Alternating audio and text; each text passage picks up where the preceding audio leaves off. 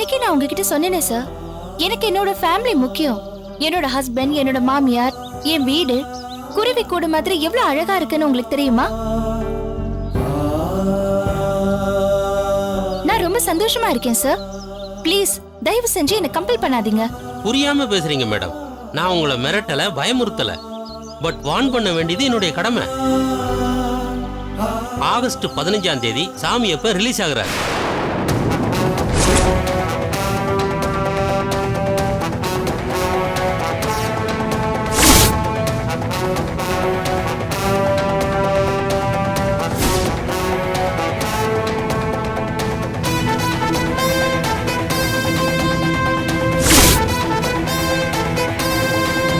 அவனுடைய சன்னை அடிக்கடி சிட்டியில பாக்குறதா டிபார்ட்மெண்ட் ஆளுங்க சொல்றாங்க. உங்க அப்பா ரிலீஸ் டேட்டும் நெருங்கிக்கிட்டு இருக்கு.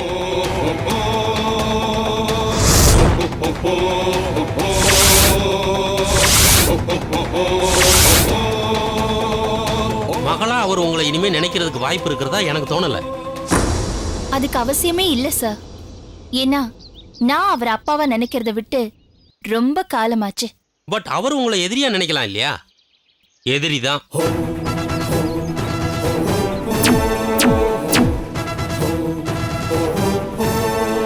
அவர் கஷ்டப்பட்டு கட்டின கோட்டைய சின்ன பின்னமாக்கிட்டு வந்திருக்கீங்க.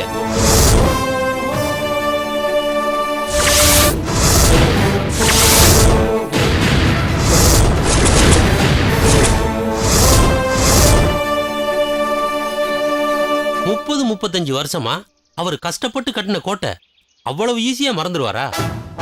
அதனால நீங்க திரும்பவும் டியூட்டில ஜாயின் பண்ணணும். உங்களுடைய செக்யூரிட்டிக்காக மட்டும் நான் இதை சொல்லல. நீங்க திரும்பி வர்றது மூலமா பழைய பெருச்சாளிகள் திரும்ப வெளியில வர்றதை தடுக்க முடியும்னு நான் நம்புறேன். சாரி சார், என்னால அதை மட்டும் பண்ண முடியாது. ஜெயில இருந்து ரிலீஸ் ஆகுற கிரிமினல்ஸ்க்கு நான் தான் மெயின் டார்கெட்னா நான் அதுக்கு ஒன்றும் பண்ண முடியாது. அவங்களுக்காக திரும்பவும் யூனிஃபார்ம் போடுறதுக்கு நான் தயாரா இல்ல. வேணும்னா வேற ஊருக்கு போக சொல்றீங்களா? போறேன். என் மாமியாரை கன்வின்ஸ் பண்றதுக்கு என்னால முடியும். ஒத்துக்குவாங்க. மத்தபடி நீங்க எதிர்பார்க்கறத என்னால செய்ய முடியாது. எப்படியாவது என்னோட ஹஸ்பண்டை கண்டுபிடிச்சு கொடுங்க. முடிஞ்சா என்னோட ஃபேமிலிக்கு போலீஸ் ப்ரொடெக்ஷன் கொடுங்க. இதுதான் நான் உங்ககிட்ட எதிர்பார்க்கிற உதவி. நான் வரேன் சார்.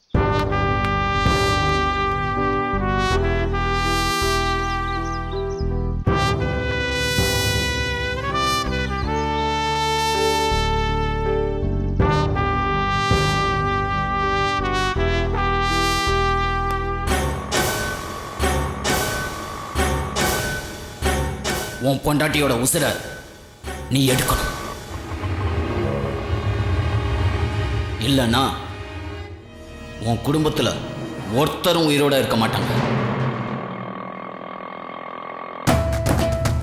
ஆகஸ்ட் 15 அன்னைக்குதான் எங்க அப்பா விடுதலையாகி வெளியில வராரு. அவர் வரப்ப அவருக்கு நான் கொடுக்கிற பரிசு இது.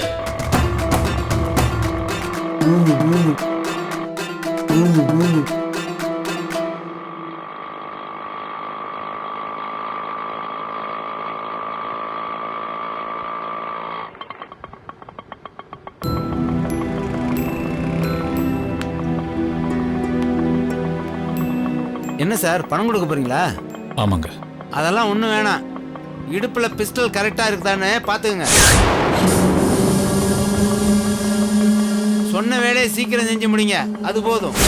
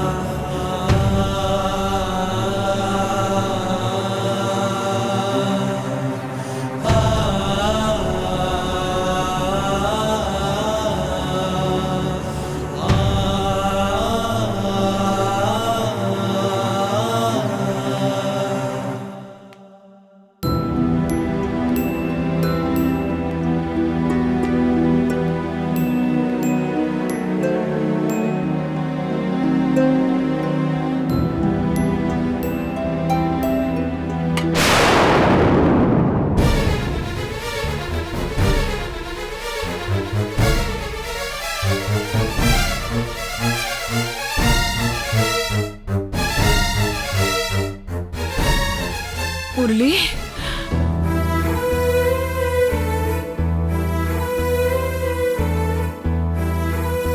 முரளி,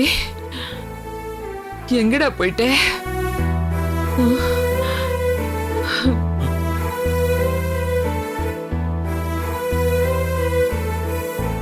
என்னடா ஏன் பேச மாட்டேங்கிற? எங்க போய் தொலைஞ்ச? எங்களை எல்லாம் ஒரே அடியா தலைமொழிட்டு போயிடலாம்னு நினைச்சியா? போனவன் அப்படியே போயிருக்க வேண்டியது தானே. இப்ப எதுக்காக வந்த? ஏண்டா அழ வச்சு சந்தோஷப்படாத. என்னைக்காவது ஒரு நாள் உனக்காக அழுறதுக்கு யாருமே இருக்க மாட்டோம். அப்ப நீ மட்டும்தான் தனி ஆளா இருக்கணும். என்னடா இப்படி வந்ததும் வராதுமா புலம்புறேன்னு நினைக்காத. உன்னை விட்டா வேற நாதியே இல்லைன்னு நினைக்கிறவடா நான். நீயே விட்டுட்டு போயிட்டா எனக்கு யாருடா இருக்காங்க? முரளி, எங்கடா போன? இப்பவாது சொல்லுடா. உன்னை காணோன்னு பைத்தியம் பிடிச்ச மாதிரி ஆயிடுச்சு.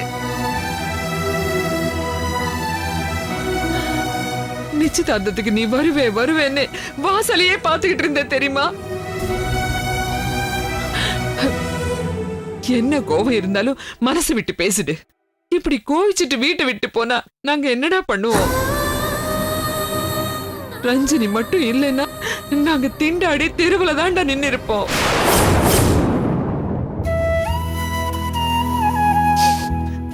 உன்னை காணமேன்னு எனக்கு இருந்த அதே கவலைதான் அவளுக்கும் இருந்திருக்கும். ஆனா வாய் திறந்து ஒரு வார்த்தை பேசலேடா. எதையுமே வெளியில காட்டிக்காம இழுத்து போட்டுக்கிட்டு எல்லா வேலையும் அவதான் பாத்துக்கிட்டா. சத்தியமா சொல்றேன்டா, நான் இல்லைன்னா கூட இந்த வீடு தாங்கும். ஆனா அவ இல்லாம போனா நீங்க எல்லாரும் அனாதை ஆயிட வேண்டியதுதான்.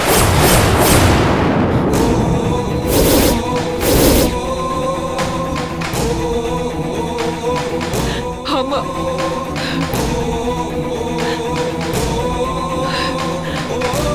என்னடா பைத்தியக்காரி மாதிரி நானே பேசிக்கிட்டு இருக்கேன். வாய் திறந்து ஒரு வார்த்தை பதில் சொல்றியா நீ? எங்கடா போனே? சொல்லுடா, எங்க போனே?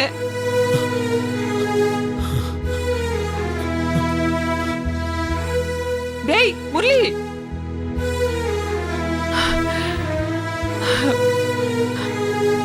இவனை மசூதி கூட்டு போய் மந்திரிச்சாதான் சரிப்படுவான் போல இருக்கு.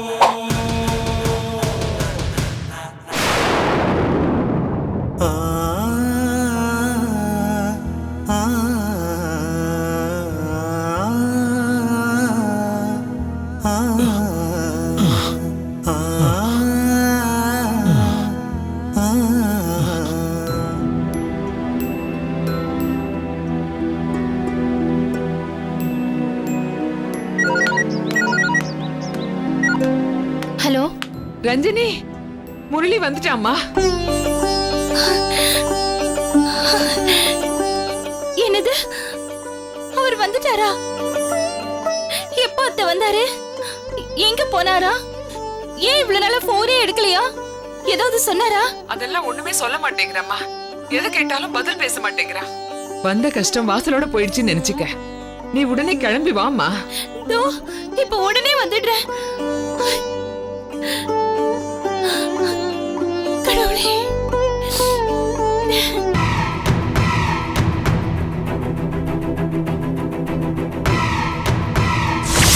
உன்னை நான் விட்டேன்னா உங்க அம்மா உயிரை விட்டுருவாங்க.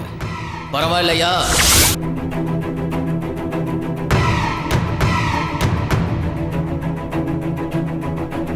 நீ 5ல பிராக்டிஸ் பண்ணிக்க, எனக்கு எந்த பிரச்சனையும் இல்லை. ஆனா 6வது புல்லட்ல உன் பொண்டாட்டி சாகணும்.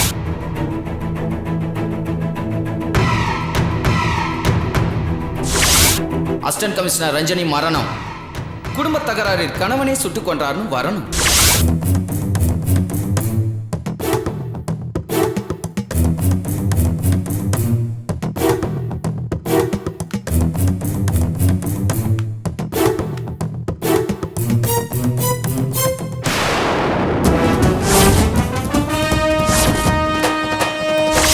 இவனுக்கு அவன் பொண்டாட்டி யாரும் தெரியாதான், தெரிய வைப்பான்.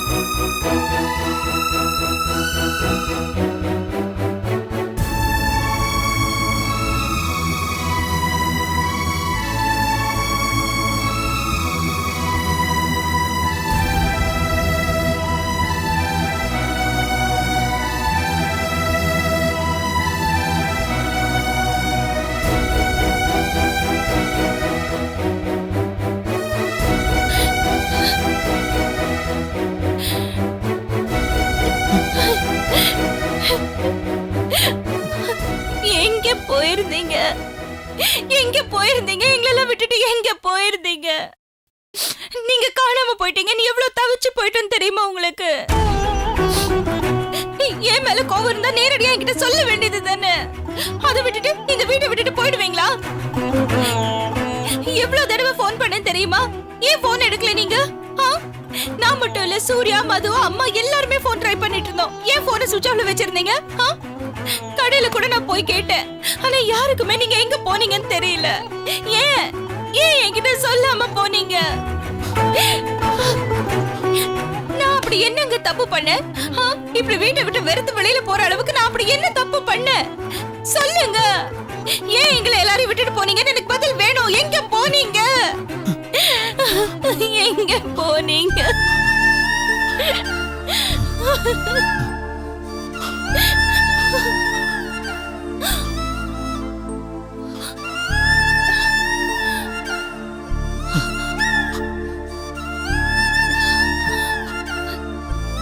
என்ன ஆச்சு உங்களுக்கு? சொல்லுங்க.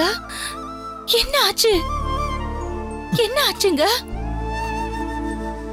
என்கிட்ட சொல்லுங்க.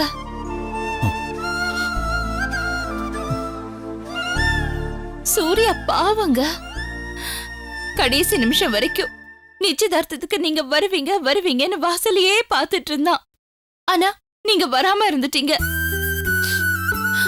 உங்க தம்பி தானே அவன், உங்க உயிர் தானே.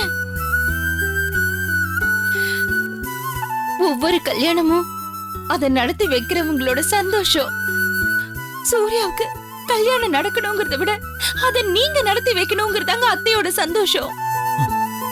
அவங்க மேல நீங்க உயிரையே வச்சிருக்கீங்க. எப்படி இது உங்களுக்கு தெரியாம போச்சு?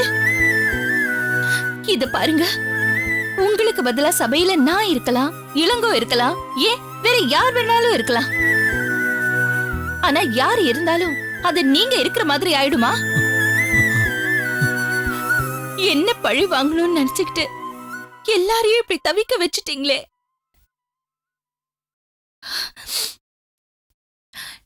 ஏன் மேல உங்களுக்கு கோவம்னா அதை ஏன் மேல காட்டுங்க.